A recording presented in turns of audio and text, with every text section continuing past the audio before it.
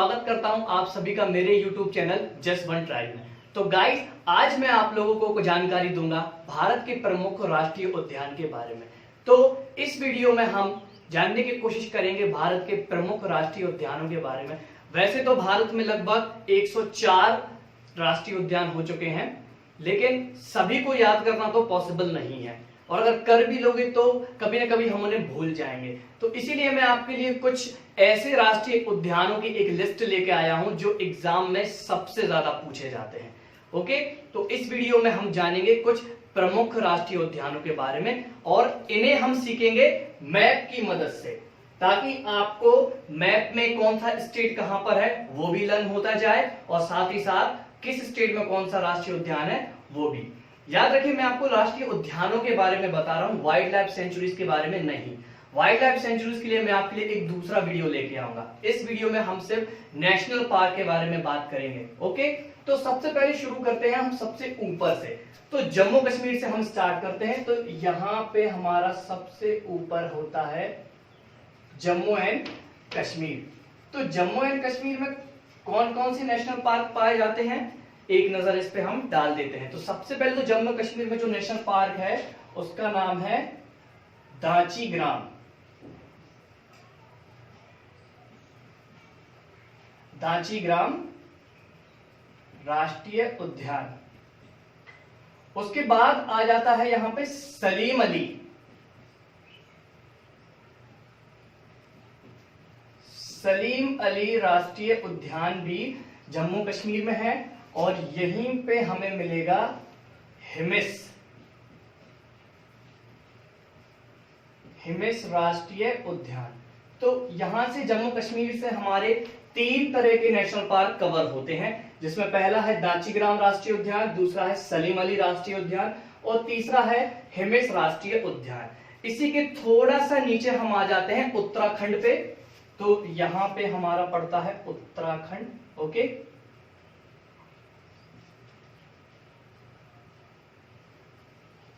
ये रहा हमारा उत्तराखंड। तो उत्तराखंड में कौन कौन से नेशनल पार्क हमारे लिए पड़ेंगे उन पे हम एक नजर डाल देते हैं। तो सबसे पहले तो यहां हमें मिलता है सबसे फेमस जो नेशनल पार्क है वो है जिम कॉर्बेट। जिम कॉर्बेट राष्ट्रीय उद्यान। इसके बाद यहां पड़ता है नंदा देवी राष्ट्रीय उद्यान। तो Jim Corbett national park, Nanda Devi national park यहां हमें मिलते हैं, और यहीं पे हमें मिलती है फूलों की घाटी। तो फूलों की घाटी भी उत्तराखंड में हमें मिलेगी।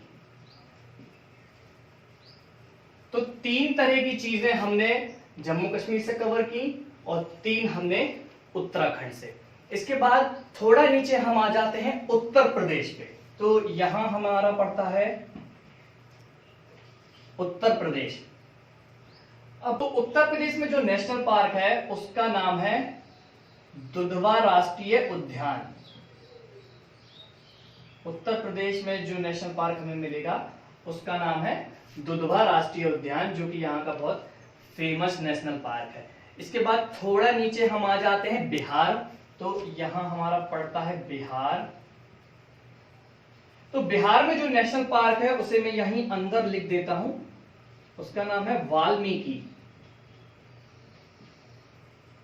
तो वाल्मीकि राष्ट्रीय उद्यान जो है वो बिहार में पड़ता है, और ये वाला जो हमारा पार्ट है ये तो हमारा वेस्ट बंगाल का पार्ट है। ओके, तो यहीं से हम वेस्ट बंगाल के नेशनल पार्क के बारे में जान लें। तो वेस्ट बंगाल के नेशनल पार्क में हमें सबसे पहले मिलेगा बुक्सा। ये टाइगर रिजर्व है। तो पहले हमें यहां मिलता है Buxa tiger reserve West Bengal में। बुक्सा टाइगर रिजर्व यहां पे हमें पहले मिलता है। इसके बाद हमें यहां पे दूसरे नंबर पे मिलता है सुंदरबन। ये बहुत ही फेमस राष्ट्रीय उद्यान है सुंदरबन। तो 2 नेशनल पार्क हमें यहां से मिलते हैं। पहला है बुक्सा टाइगर रिजर्व, दूसरा है हमारा सुंदरबन नेशनल पार्क, और यहाँ पे एक वाइल्ड लाइफ सेंचुरी भी है जिसका नाम है जलदपारा, तो वो भी वेस्ट बंगाल में ही पड़ती है।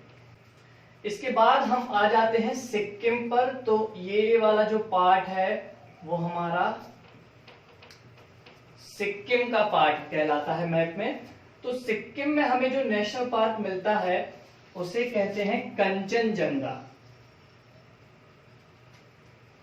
तो कंचनजंगा नेशनल पार्क हमें सिक्किम स्टेट से मिलता है। इसके बाद हम यहां आ जाते हैं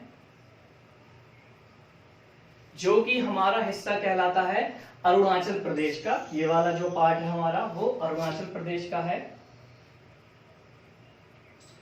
तो अरुणाचल प्रदेश से हमें जो नेशनल पार्क मिलता है उसका नाम है नामदफा।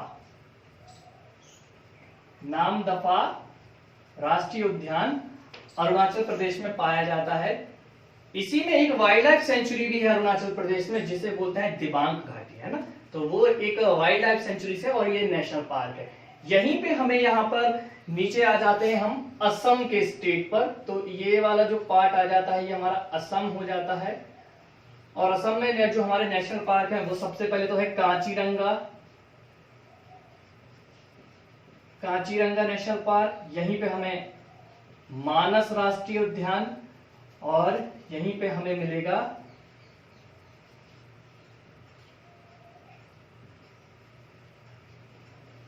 डिब्रू सैखोवा। तो ये 3 नेशनल पार्क हमें असम स्टेट में मिल जाएंगे। तो पहला है कांचीरंगा, दूसरा है मानस, और तीसरा है डिब्रू सैखोवा। तो ये जो पार्ट है ये सारे 7 सिस्टर्स के नाम से जाने जाते हैं, जो हमारा ये ईस्ट वाला जो पार्ट होता है। इसके बाद थोड़ा सा हम यहां आ जाते हैं तो हमें बिहार के थोड़ा सा नीचे मिल जाता है झारखंड। तो ये वाला जो पार्ट होता है वो झारखंड का होता है। ओके, और झारखंड में जो नेशनल पार्क पाया जाता है उसको क्या कहा जाता है, वो उसको बोलेंगे हम बेटला राष्ट्रीय उद्यान। तो यहां स्पेस नहीं है इसलिए मैं यहां लिख देता हूं बेटला राष्ट्रीय उद्यान। ये जो है ये हमें झारखंड में मिलेगा, बेटला राष्ट्रीय उद्यान। ओके, यहां से हम नीचे इस हिस्से पर आ जाते हैं तो हमें मिल जाता है उड़ीसा। उड़ीसा में हमें जो नेशनल पार्क मिलेगा उसको कहते हैं सिंपलीपाल।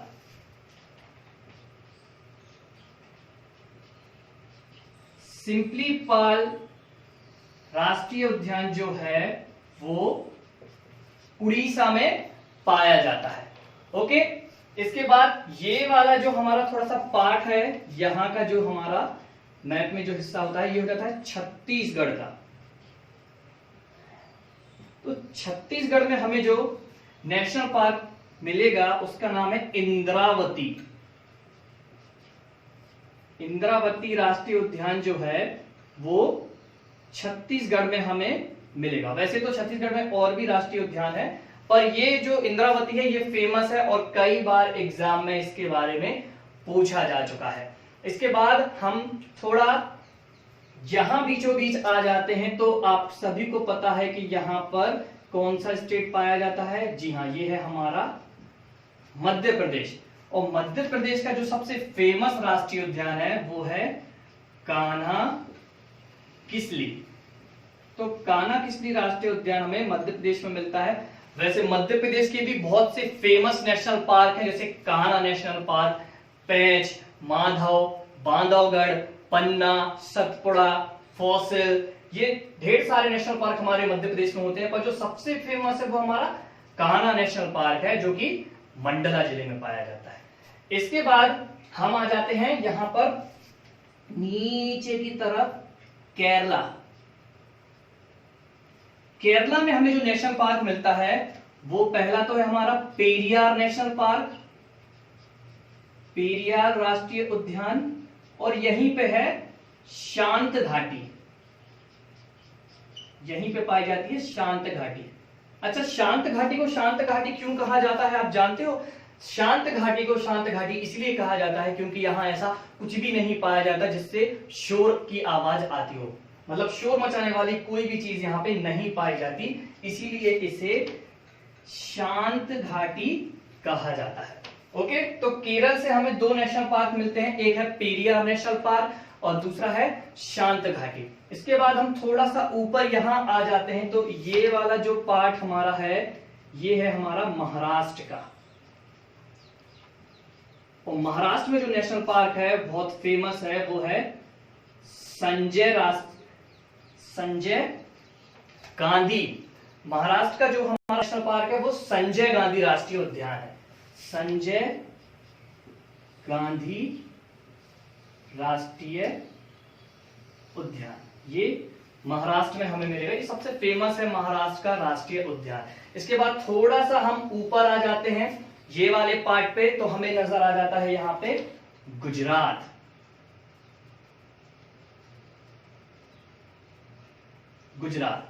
और गुजरात में हमें कौन सा नेशनल पार्क मिलेगा बताइए जरा।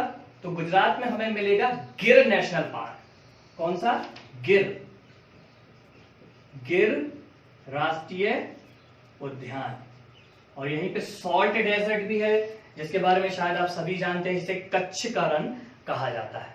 तो गुजरात से जो हमें फेमस नेशनल पार्क मिलता है उसे बोलते हैं गिर राष्ट्रीय उद्यान, जहां पर एशियाटिक लॉयन पाए जाते हैं। ओके, गिर राष्ट्रीय उद्यान में एशियाटिक लॉयन पाए जाते हैं। इसके बाद हम थोड़ा ऊपर इधर आ जाते हैं, तो ये वाला जो हमारा पार्ट आ जाता है ये है राजस्थान।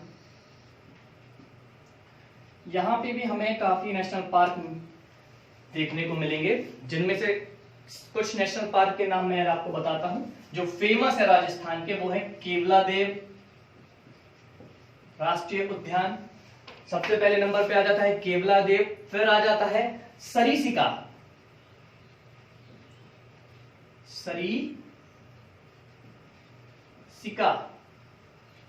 ये भी राजस्थान में पाया जाता है, और यहीं पे हमें मिलेगा रणथंभौर।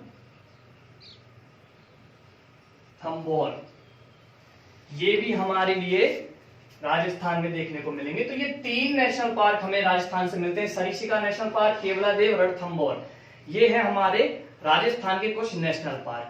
अब हमारे पास ढेर सारे स्टेट के नेशनल पार्क आ चुके हैं। तो ये है कुछ नेशनल पार्क हमारे भारत के जो एग्जाम की दृष्टि से सबसे ज्यादा इंपॉर्टेंट होते हैं। एक और नेशनल पार्क की मैं आपको जानकारी देना चाहूंगा, जो कि एक ही है उस स्टेट और बहुत ज्यादा फेमस है। तो केरल से हम थोड़ा ऊपर यहां आ जाते हैं, तो हमें मिलता है गोवा। गोवा में हमें जो नेशनल पार्क मिलता है उसका नाम है मोल्लम राष्ट्रीय उद्यान।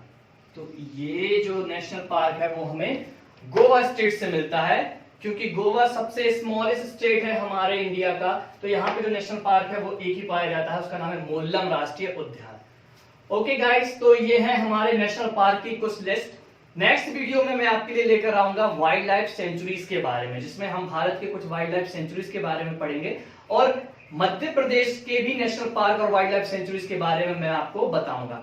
अच्छा, एक छोटी सी बात मैं आपको बता देना चाहता हूं। क्या आप जानते हो national park, wild life sanctuaries और बायोस्फीयर रिजर्व में क्या डिफरेंस है? तो इसे आप बस एक छोटी सी ट्रिक से याद रखें।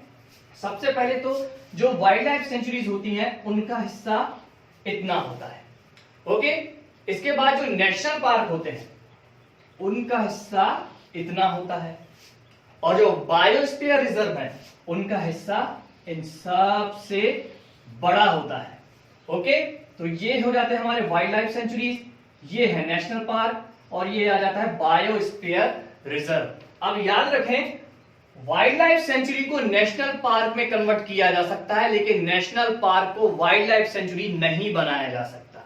ओके, ठीक उसी तरह जो बायोस्फीयर रिजर्व है, इसके अंतर्गत बहुत सारे नेशनल पार्क और बहुत सारी वाइल्ड लाइफ सेंचुरी को जोड़ा जा सकता है, क्योंकि यह एक बड़ा स्तर होता है। ओके, तो इस छोटी सी ट्रिक से आप समझ सकते हो कि wild life sanctuary, national park और बायोस्फीयर रिजर्व में किसका स्तर कितना बड़ा है। ओके, सो गाइस, मिलते हैं नेक्स्ट वीडियो में। तब तक के लिए stay home, stay safe, stay study, bye bye.